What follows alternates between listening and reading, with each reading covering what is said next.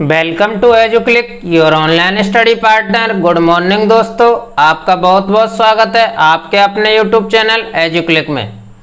तो देखिए, कल की क्लास में हमने पढ़ा था अंग्रेज सिख संघर्ष और अंग्रेज मैसूर संघर्ष के बारे में, और मैंने बताया था कि आने वाली जो क्लास होगी उसमें 1857 की क्रांति, उसके स्वरूप और उनके कारणों के बारे में पढ़ेंगे। ठीक है ना। तो आइए शुरू करते हैं। 1857 की क्रांति के महत्वपूर्ण कारण क्या थे, ये किस तरह से भारत में फैले और इसका स्वरूप क्या था।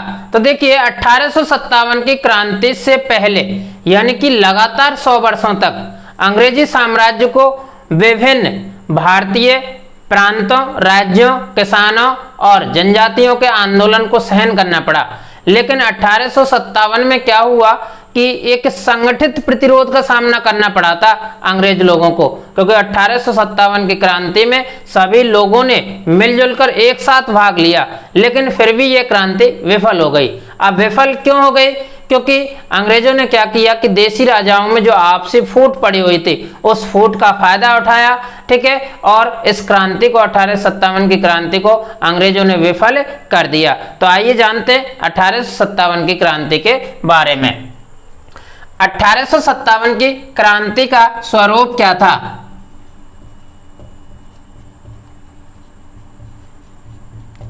क्रांति का स्वरूप देखिए, 1857 की क्रांति के स्वरूप के बारे में विभिन्न विद्वानों के विभिन्न मत हैं। जो अंग्रेजी इतिहासकार हैं, अंग्रेजी व यूरोपीय इतिहासकार, इसे क्या मानते हैं? ये लोग कहते हैं कि यह एक सिपाही विद्रोह था।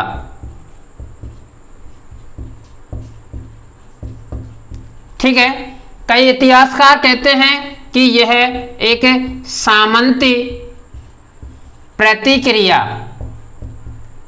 के विरुद्ध संघर्ष था। ठीक है, और कुछ लोग इसे मुस्लिम षड्यंत्र बताते हैं। लेकिन भारतीय जो विद्वान और इतिहासकार हैं, भारतीय इतिहासकार जैसे कि सुरेंद्रनाथ सेन,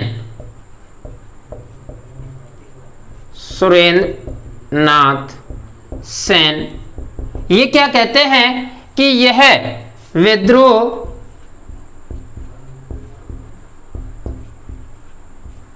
एक धर्म के नाम पर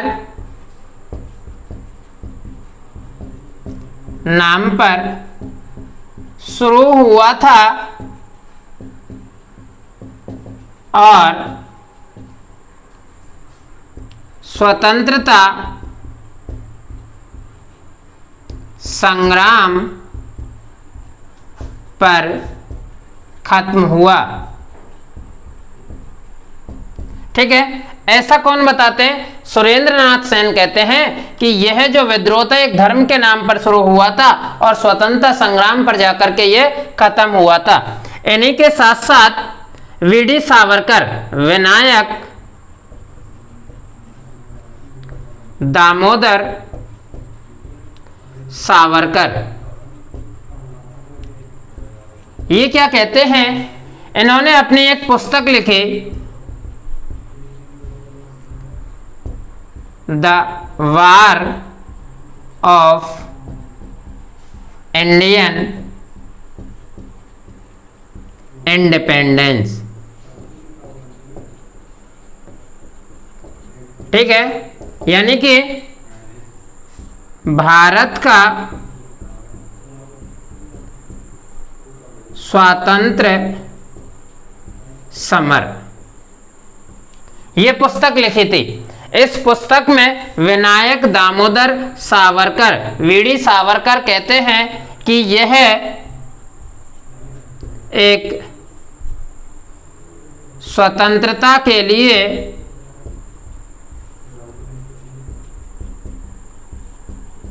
संघर्ष था। ठीक है, तो इस तरह से अलग अलग विद्वानों के अलग अलग मत थे। अब आइए पढ़ते हैं कि 1857 की क्रांति के कारण क्या थे। क्रांति के प्रमुख कारण। तो देखिए, क्रांति के प्रमुख कारणों में पहला जो कारण था वो कारण था अंग्रेजों की साम्राज्यवादी नीति। ठीक है, दूसरा कारण था लॉर्ड डलहौजी का हड़प सिद्धांत। ठीक है, अगला कारण था आर्थिक शोषण की नीति।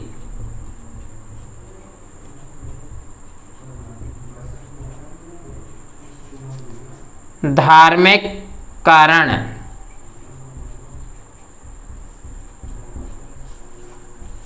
सामाजिक कारण।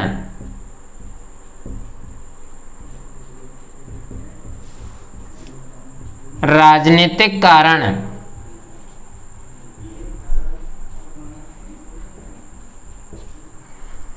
और एक मुख्य कारण और था जो है तात्कालिक कारण। ठीक है, तो ये थे, इस तरह से अनेक कारण थे जिसके कारण 1857 में क्रांति प्रारंभ हुई थी।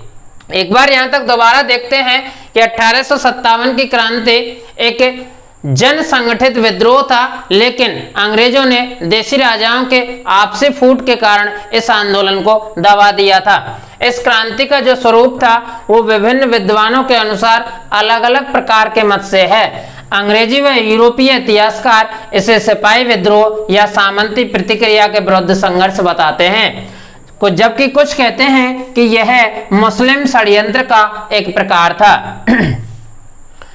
भारतीय इतिहासकार सुरेंद्र नाथ सेन ने कहा है कि यह विद्रोह एक धर्म के नाम पर शुरू हुआ था और स्वतंत्रता संग्राम पर जाकर के खत्म हुआ था।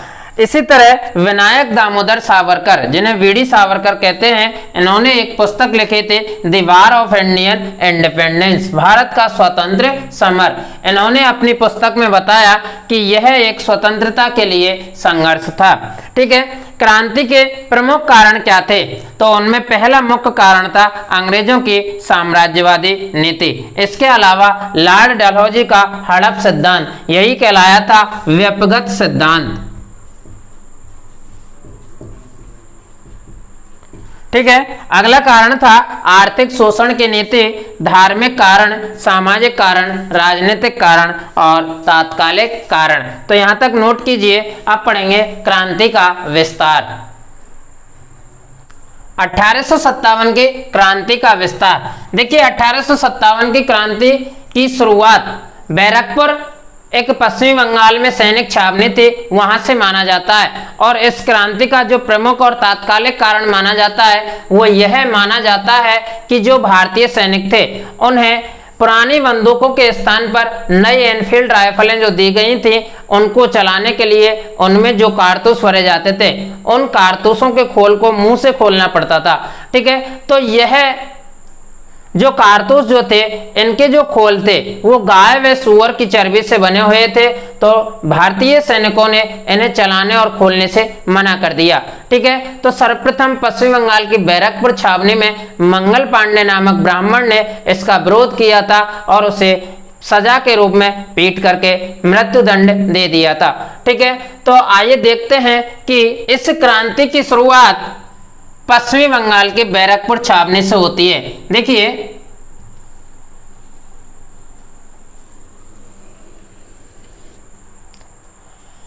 उनतीस मार्च 1857 को पश्चिम बंगाल की बैरकपुर छावनी।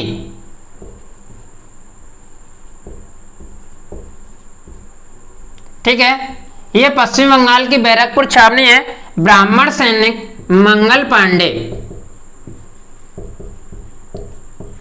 कारतूसों को चलाने से मना कर दिया था। यहां जो सैनिक छावनी थी वो थी 34वीं नेटिव इन्फेंट्री। ठीक है, जब मंगल पांडे ने अपने अंग्रेज अधिकारी को गोली से मार दिया था तो मंगल पांडे को गिरफ्तार करके और उसे फांसी की सजा दे दी गई थी। ये बात थी 29 मार्च को और इसी दिन क्रांति की शुरुआत मानी जाती है। यहां से इस क्रांति की सूचना 10 मई को मेरठ पहुंचती है और यहाँ क्रांतिकारी आंदोलन कर देते हैं और मेरठ से यह सूचना 11 मई को दिल्ली पहुंच जाती है। ठीक है, इस तरह से क्रांति करते हुए जब ये सैनिक आगे बढ़ रहे होते हैं तो दिल्ली में बहादुर शाह को अपना नेता चुन लेते हैं। लेकिन अंग्रेजों के लिए यह चिंता का विषय बन जाता है कि क्रांतिकारियों ने जब दिल्ली को घेर लिया तो तुरंत ही सितंबर में बहादुर शाह को गिरफ्तार कर लिया जाता है और रंगून जेल भेज दिया जाता है। ठीक है, कुछ समय बाद ये लोग सितंबर में और पुनः दिल्ली पर अपना अधिकार कर लेते हैं। सितंबर 1857 को दिल्ली पुनः अंग्रेजों के अधिकार में आ जाती है। इस संघर्ष में एक अंग्रेज अधिकारी जॉन निकलसन की मृत्यु हो जाती है तथा लेफ्टिनेंट हडसन द्वारा इस बहादुर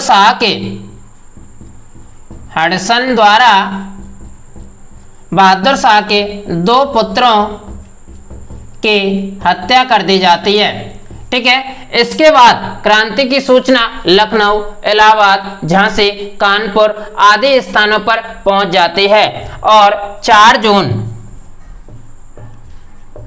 1857 को क्रांति की सूचना लखनऊ पहुंचती है और लखनऊ में क्रांति का नेतृत्व हजरत महल द्वारा किया जाता है। ठीक है, इधर क्या होता है कि क्रांतिकारी हेनरी लॉरेंस की हत्या कर देते हैं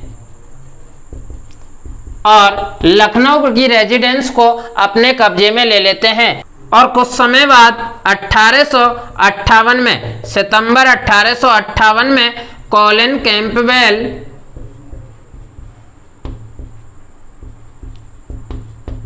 द्वारा पुनः लखनऊ पर अधिकार कर लिया जाता है। इसके बाद क्रांति की सूचना 5 जून 1857 में कानपुर पहुंच जाती है और कानपुर में जो विद्रोही होते हैं वो रेजिडेंट्स को घेर लेते हैं और इस कानपुर में जाकर के नाना साहब को पेशवा घोषित कर दिया जाता है। यानी कि कानपुर में नाना साहब के नेतृत्व में क्रांति का नेतृत्व किया जाता है। लेकिन यहाँ कानपुर में नाना साहब का साथ तात्या टोपे द्वारा दिया जाता है। लेकिन इस कानपुर पर पुनः कॉलिन कैंपबेल द्वारा अधिकार कर लिया जाता है और युद्ध होने के बाद में तात्या टोपे भागकर झांसी चले जाते हैं और जून 1857 में झांसी में क्रांति का नेतृत्व रानी लक्ष्मीबाई द्वारा किया जाता है और यह रानी लक्ष्मीबाई सरहुरोज से युद्ध करते हुए वीर गति को प्राप्त हो जाती है। इसके बाद तात्या टोपे भागकर ग्वालियर चले जाते हैं।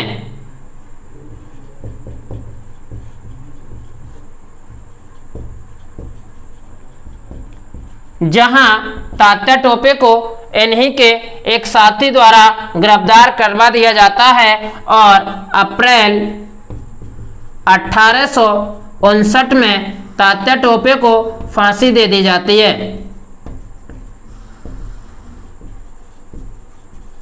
इस तरह से यह क्रांति पूरे उत्तर भारत में फैल जाती है और दक्षिण भारत में भी क्रांति का विस्तार होता है, लेकिन दक्षिण भारत में क्रांति का विस्तार कम होता है क्योंकि यहाँ जो क्रांतिकारी थे वो कम संख्या में थे। जैसे दक्षिण भारत में रंगाजी बापू गुप्ते, छोटा सिंह, मूलगावल स्वामी, सुल्तान बख्श आदि के द्वारा दक्षिण भारत में भी क्रांति का नेतृत्व किया जाता है। इसके अलावा बिहार में क्रांति का नेतृत्व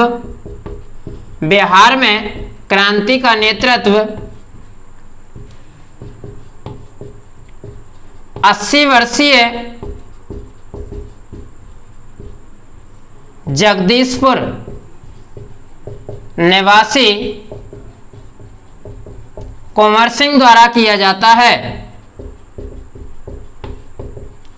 और इसके अलावा बरेली में क्रांति का नेतृत्व खान बहादुर द्वारा किया जाता है तथा बनारस में भी क्रांति प्रारंभ हुई थी, लेकिन कर्नल नील ने इसे दबा दिया था।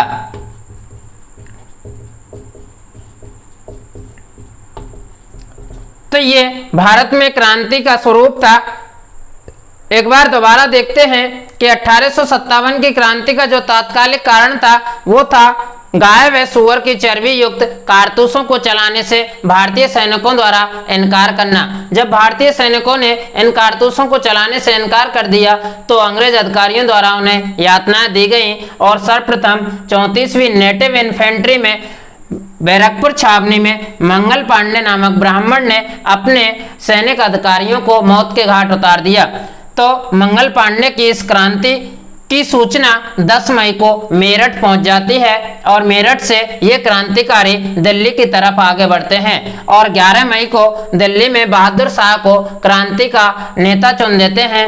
लेकिन शीघ्र ही अंग्रेज अधिकारियों द्वारा इस क्रांति को पुनः अपने कब्जे में ले लिया जाता है और बहादुर शाह को गिरफ्तार करके रंगून जेल भेज दिया जाता है। इधर हडसन द्वारा बहादुर शाह के 2 पुत्रों की हत्या कर दी जाती है और इस संघर्ष में जॉन निकलसन की मृत्यु हो जाती है। इसके बाद 4 जून 1857 को क्रांति की सूचना लखनऊ पहुंचती है, जहां हजरत महल द्वारा इसका नेतृत्व किया जाता है और युद्ध में हेनरी लॉरेंस नामक अंग्रेज अधिकारी की मृत्यु हो जाती है। सितंबर 1858 में जल्दी ही कॉलिन कैंपबेल के नेतृत्व द्वारा लखनऊ पर पुनः अंग्रेजी अधिकार हो जाता है। 5 जून 1857 को कानपुर में नाना साहब को पेशवा घोषित कर दिया जाता है क्रांतिकारियों द्वारा और इसमें कानपुर के नाना साहब का साथ तात्या टोपे द्वारा दिया जाता है। लेकिन जल्दी ही कॉलिन कैंपबेल द्वारा नाना साहब के संघर्ष को कॉलिन कैंपबेल द्वारा दबा दिया जाता है और तात्या टोपे भाग करके झांसी पहुंच जाते हैं। जून 1857 में झांसी में क्रांति का नेतृत्व रानी लक्ष्मीबाई द्वारा किया जाता है। यह रानी लक्ष्मीबाई सरहुरोज से युद्ध करते हुए वीरगति को प्राप्त हो जाती है और तात्या टोपे ग्वालियर चले जाते हैं, जहां अप्रैल 1859 में इन्हें अपने ही सहयोगी के द्वारा पकड़वाने के कारण फांसी की दे दी जाती है। इसके अलावा बिहार में क्रांति का नेतृत्व 80 वर्षीय जगदीशपुर निवासी कुंवर सिंह द्वारा किया गया था और बरेली में 1857 की क्रांति का नेतृत्व बहादुर खान ने तथा बनारस में भी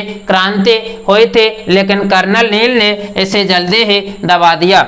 इसके अलावा दक्षिण भारत में क्रांति का नेतृत्व रंगाजी बापू गुप्ते, छोटा सिंह, मुलगावल स्वामी, सुल्तान बख्श आदि ने किया, लेकिन दक्षिण भारत में क्रांतिकारी जो थे वो बहुत कम संख्या में थे। तो इस तरह से 1857 की क्रांति भारत में हुई थी, लेकिन एक संगठित विरोध, लेकिन देशी रियासतों के राजाओं के आपसी फूट का फायदा उठाकर अंग्रेजों ने इस क्रांति को जल्दी ही दबा दिया और इस तरह से ये संपूर्ण क्रांति जो थी वो विफल हो गई। ठीक है, यहाँ तक नोट कर लीजिए। इसके बाद पढ़ेंगे हम जनजातीय आंदोलन। अगला टॉपिक है भारत में जनजातीय आंदोलन।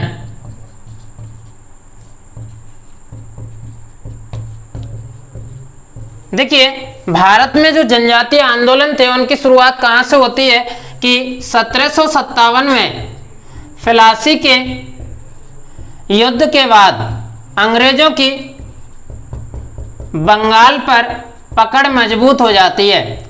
ठीक है, इसके बाद 1764 में बक्सर के युद्ध के बाद अंग्रेज लोग औपनिवेशीकरण की प्रक्रिया प्रारंभ कर देते हैं, जिससे जन आंदोलनों ने संघर्ष का रूप लिया। ठीक है, और जन आंदोलनों के संघर्ष के रूप लेने का जो कारण था वो था स्वशासन में विदेशी हस्तक्षेप। ठीक है, जनजातियों की स्वतंत्रता को छीनना। इसके अलावा प्रशासनिक परिवर्तन,